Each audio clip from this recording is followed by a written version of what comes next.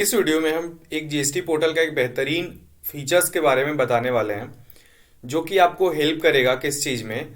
अगर कोई आपका जो सप्लायर है या तो जो मतलब जिससे आप परचेज कर रहे हैं मटेरियल, और अगर वो आपको क्या किया है, बिल पोर्टल पे अपलोड नहीं किया है, ठीक है, तो उसके वजह से आप क्या करिएगा, इनपुट क्लेम नहीं कर पाइएगा।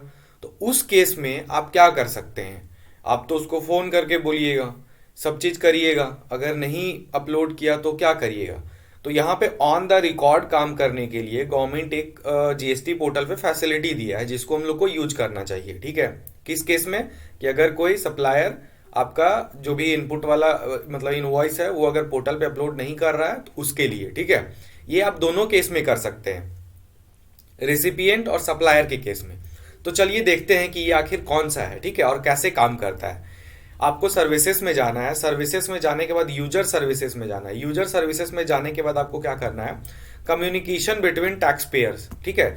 ये जस्ट लाइक मेल की तरह काम करता है, ठीक है। कैसे काम करता है, मेल। यहाँ पे सारा चीज आप देखिएगा, देखिए है ना, ये जो कम्युनिकेशन बिटवीन टैक्स पेयर्स में देखिए, इनबॉक्स नोटिफिकेशन रिप्लाई रिसीव, ठीक है, कंपोज करिए, outbox notification reply sent, download CSB template.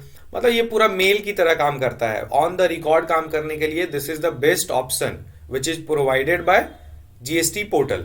आपको करना क्या है, मान लीजिए आप रेसिपिएंट है, ठीक है, आपका कोई सप्लायर था जो कि क्या किया कि आपका क्या बोलते हैं, आपका बिल अपलोड नहीं किया। तो उस केस में आपको क्या करना है, आपको फ्रॉम रेसिपिएंट क्या करना है आपको, देखिए यहाँ पे दो ऑप्शन है, एक नोटिफिकेशन रिसीव्ड है ना, देखिए नोट, एक ये नोटिफिकेशन रिसीव है और एक रिप्लाई रिसीव्ड है, ठीक है।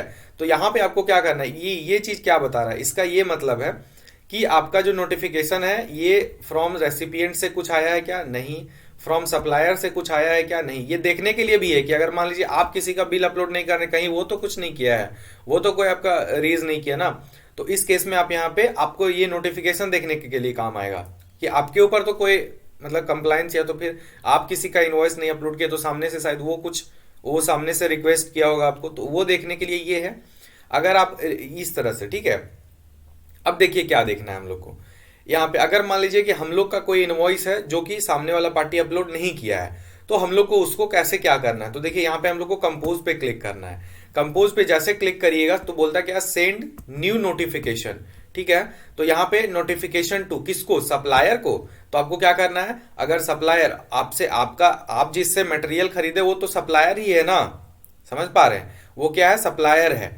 तो उसको क्या करना है, आप यहाँ पे सेलेक्ट कर लीजिए, उसका जीएसटीएन नंबर जैसे डालिएगा उसका ट्रेड नेम लीगल नेम आ जाएगा। यहाँ पे आपको सब्जेक्ट यहाँ पे देना है कि आपको अगर सपोज करिए कि आपका जो बिल है, आपको यहाँ पे सब्जेक्ट में दे दीजिए, this bill number is not reflecting in our 2A और 2B, that's why we are not able to claim input. तो ये चीज सब्जेक्ट में लिख दीजिए। यहाँ पे आपको क्या करना है, डॉक्यूमेंट्स डिटेल में देना है। एक्शन रिक्वायर्ड में क्या है, बोलता है देखिए, फाइल मिसिंग डॉक्यूमेंट, ठीक है, रिजेक्टेड अमेंडेड रिक्वायरमेंट, मतलब अगर कोई अमेंडमेंट करवाना है किसी भी तरह का, देख रहे हैं जितना पॉसिबल एक इनवॉइस में हो सकता है, reject wrongly send to me, re upload document, ठीक है, पेमेंट मेड, अदर्स, कुछ भी करके आपको क्या करना है। अब मान लीजिए अगर आपका वो नहीं दिख रहा है तो आपको क्या करना है, री अपलोड डॉक्यूमेंट्स में जाना है। आपको यहाँ इनवॉइस है, डेबिट नोट, क्रेडिट नोट, सारा चीज कुछ जो भी जिस भी केस का है उसको आपको चूज कर लेना है। उसका डॉक्यूमेंट नंबर मतलब इनवॉइस नंबर देना है, डॉक्यूमेंट डेट बताना है, डॉक्यूमेंट का टोटल वैल्यू कितना है वो बताना है, प्लेस ऑफ सप्लाई क्या था वो बताना है, इनवॉइस नोट टाइप की क्या है वो, ठीक है। ये फील्ड ब्लैंक है इसलिए ये चीज नहीं आ रहा है, मतलब ये हो गया कि इनवॉइस है कि डेबिट नोट है, क्रेडिट नोट है, क्या है वो चीज है। अगर उस पर रिवर्स चार्ज एप्लीकेबल है तो ये चीज कर लीजिए।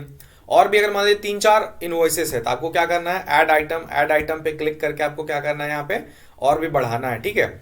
उसके बाद क्या करना है, रिसिपिएंट जो जो रिसीव करेगा उसका रिमार्क्स देना है यहाँ पे कि क्या है टोटल मामला, आपको क्या करना है यहाँ पे बताना है, ठीक है। मैक्सिमम 200 कैरेक्टर्स में आपको बता देना है। और अगर कुछ फाइल अपलोड करना है, कोई इनवॉइस अपलोड करना है कि हाँ ये इनवॉइस है, इसका ये इस तरह से था, तो आप यहाँ पे क्या करिए, अपलोड अटैचमेंट जो है जैसे आप ऊपर फिल्ड करिएगा तो ये एक्टिव हो जाएगा और यहाँ से आप क्या कर पाएंगे, आप उसको अटैच कर पाएंगे। उसके बाद क्या करना है आपको, बोलता है an email and SMS intimation shall be send to the counter party on registered email address and mobile number, ठीक है। ये क्या हो जाएगा, यहाँ से जैसे सेंड करिएगा उसका वहां पे क्या हो जाएगा, चला जाएगा। कहाँ जाएगा, तो बोलता है an email and SMS intimation shall be send to counter party on registered email address और मोबाइल नंबर, उस पर वो चला जाएगा। और ये सबसे बड़ा बात ये है कि ऑन द रिकॉर्ड होगा, आप इधर से क्या कर रहे हैं नहीं कर रहे हैं, उसके बाद वो डाला कि नहीं डाला।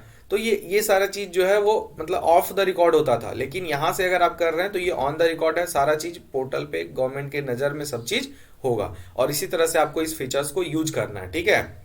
अगर उसके अगेंस्ट में आपका, अगर मान लीजिए ये आप करते हैं तो इसके केस में आपको क्या करना है, अगर मान लीजिए आउटबॉक्स अगर रिसीव होता है ना, नोटिफिकेशन सेंड, उसका कोई रिप्लाई आता है, तो इसमें आके आप देखिए। तो ये सारा चीज आपको क्या करना है, देखना है और इस फीचर्स को यूज करना है। किस केस में, तो बहुत सारा केस हो सकता है, या तो आपको इनवॉइस अमेंडमेंट करवाना है, या तो आपको इनवॉइस री अपलोड करवाना है।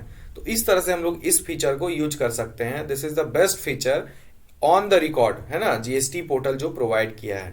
तो इस उम्मीद करते हैं कि ये सारा चीज आपको सही से समझ आया होगा। Thank you.